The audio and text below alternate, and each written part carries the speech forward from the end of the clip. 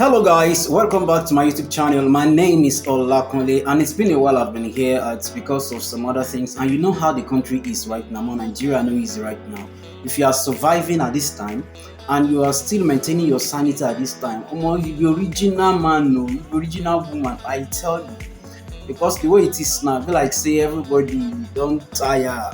But we are still hopeful that things will come out well, that things will work out.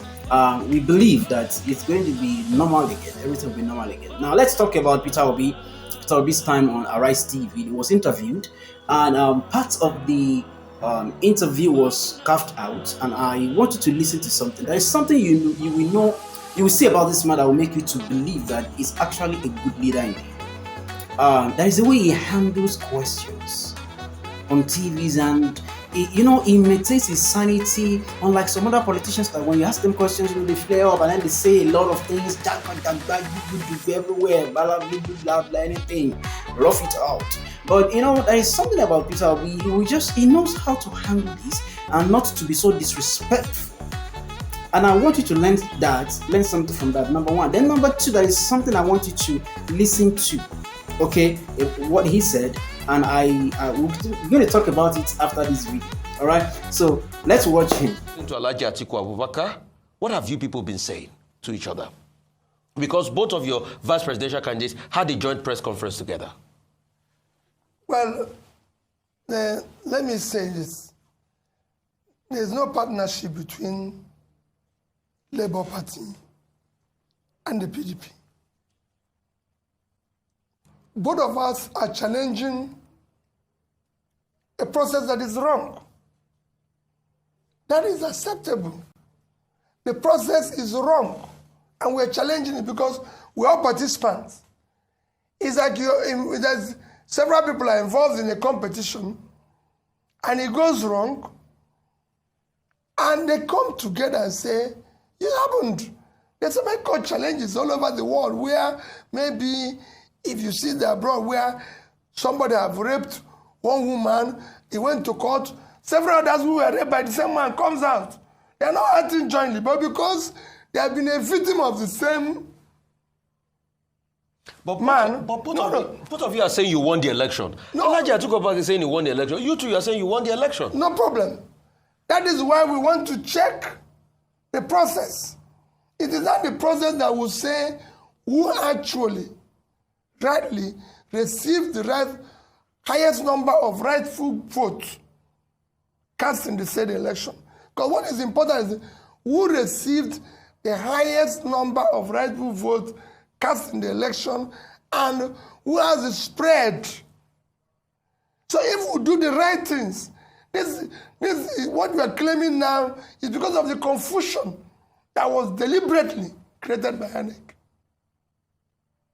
If they had done the right things, we won't be here. Nobody will be arguing. Like I said, I have my respect for Atiku. My respect for him remains as long as I live. He's a respected elder brother. You've been speaking to him? Of course. As regards this election? No, not as regards the election, but any other issue. We have always remained close.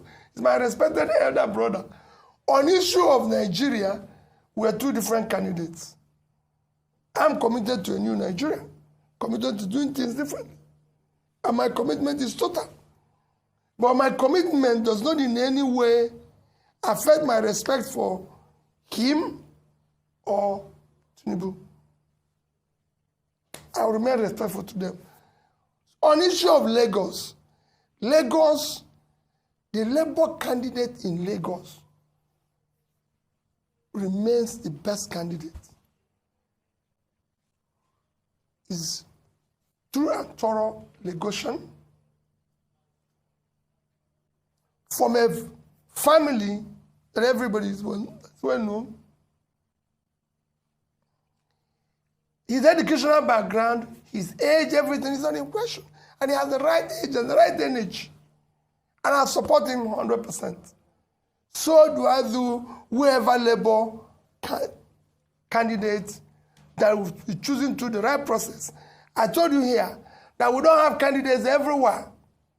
We have maybe 5, 6, or 7 candidates, and I support them wherever you see me not supporting our candidate, Labour Party, especially our chairman, must have maybe worked with them in partnership or somehow to be able to achieve what we achieved in the last election.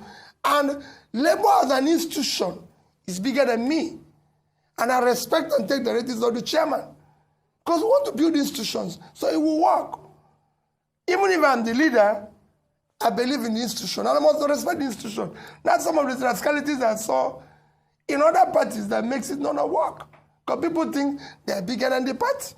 I'm not bigger than Labour Party. Labour Party remains bigger, and also whatever directives. So I assure you, we support GRV, and I can tell you, he's a fantastic candidate. Okay, Mr. Obi, here is a friend of yours. I don't want to name him on television. Responding to the point you made about age. Maybe you want to clarify that. He says, remind Peter that if he's going by age, at 63 years, he himself isn't qualified. We should be talking about credibility and the characteristics of leadership, irrespective of age. 63 years. Who is 63? Well, that's what he's saying about you. I'm just reading what he sent to me. He said, it's not about age.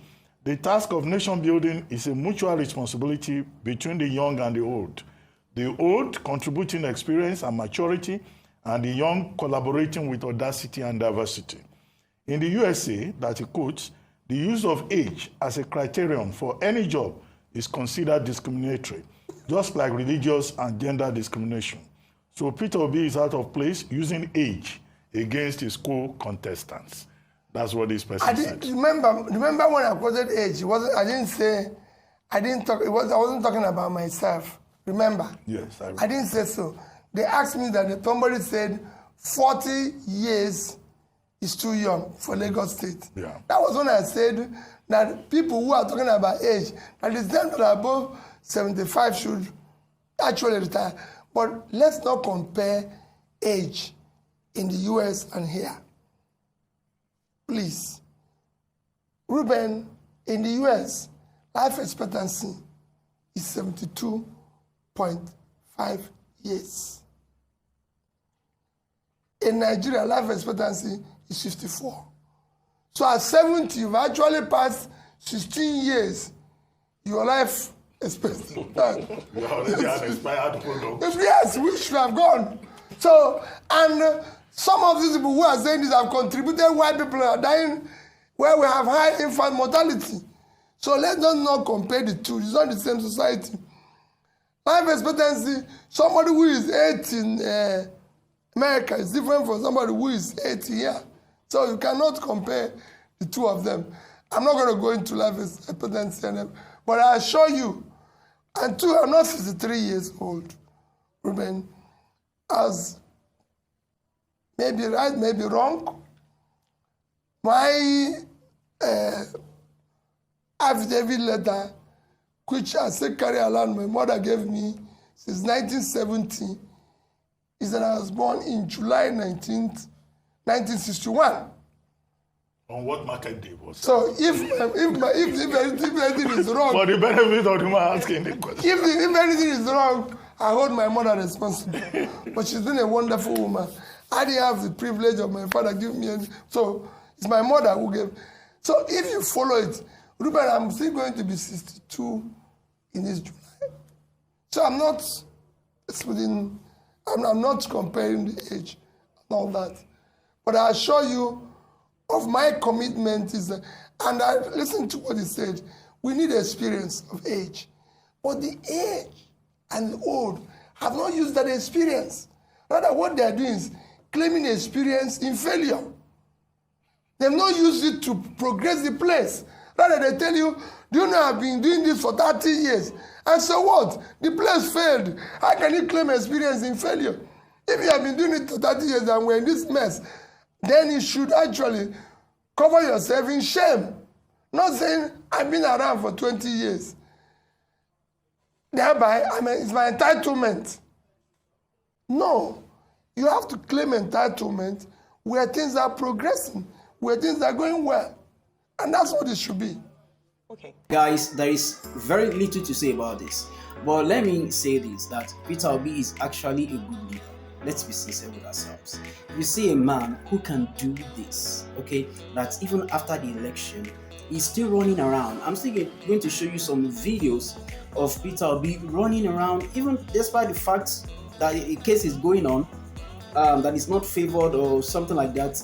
Peter Obi is still running around, campaigning for other candidates of the parties in as governors and as House of Rep, as House of Senate, and all that time. You will know this is a man who knows how to handle pressures, he knows how to handle situations.